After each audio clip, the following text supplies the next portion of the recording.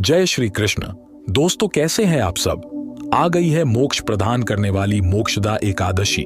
मोक्षदा एकादशी के महत्व और कथा को अपने परिवार, मित्रों और समाज में सभी से साझा करने से आप जो चाहेंगे वो सब पाएंगे। धर्मराज युधिष्ठिर ने भगवान श्री कृष्ण से कहा कि हे प्रभु, आप कृपा करके मुझे मार्गशीर्ष माह के शुक्ल पक्ष की एकादशी के विषय में भी बतलाइए।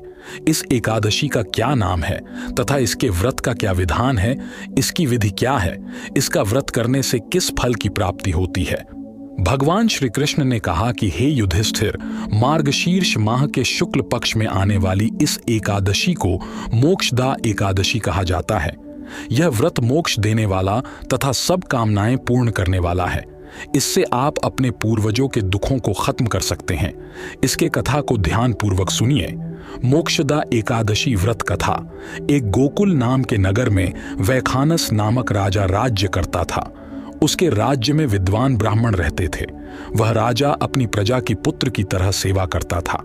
एक रात्रि में राजा ने एक स्वप्न देखा कि उसके पिता नरक में हैं। वह बड़ा व्याकुल हो गया। सुबह राजा विद्वान ब्राह्मणों के पास गया और अपना स्वप्न उन्हें सुनाया कि मैंने अपने पिता को नरक में कष्ट उठाते देखा है। उन्होंने मुझसे कहा कि हे पुत्र, मैं नरक में पड़ा हूं, यहां से तुम मुझे मुक्त कराओ। जब से मैंने ये वचन सुने हैं तब से मैं बहुत व्याकुल हो गया हूं। मुझे इस राज्य, धन, पुत्र, स्त्री, हाथी, घोड़े आदि में कुछ भी सुख नहीं दिखता है। मैं क्या करूं?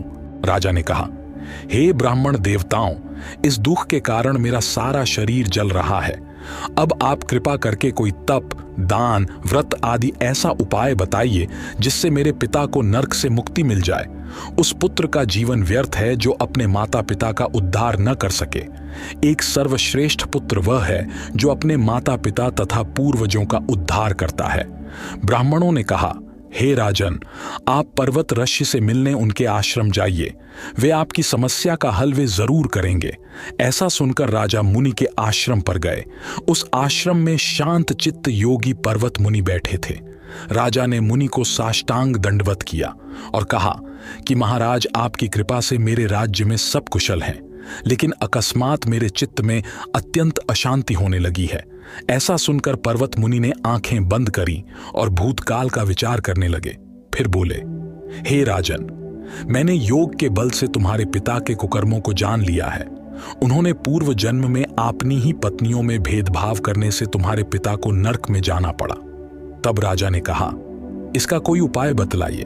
मुनि बोले, हे राजन, आप मार्गशीर्ष एकादशी का व्रत करें और उस व्रत के पुण्य को अपने पिता को संकल्प कर दें। इसके प्रभाव से उनकी अवश्य नरक से मुक्ति होगी।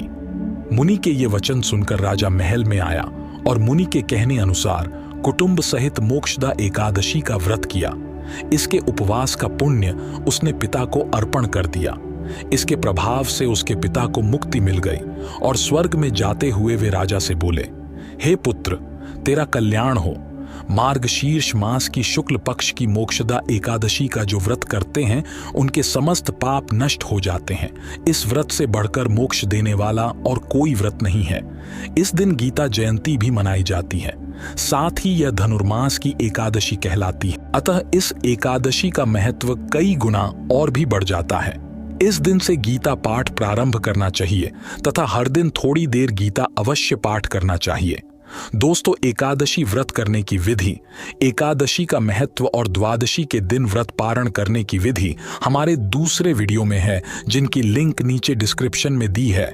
आशा है आपको यह मोक्षदा एकादशी की कथा सुन के आनंद आया होगा। कृपया इसे शेयर जरूर करें। खुश रहिए। जय श्री हरि विष्णु, जय श्री कृष्ण।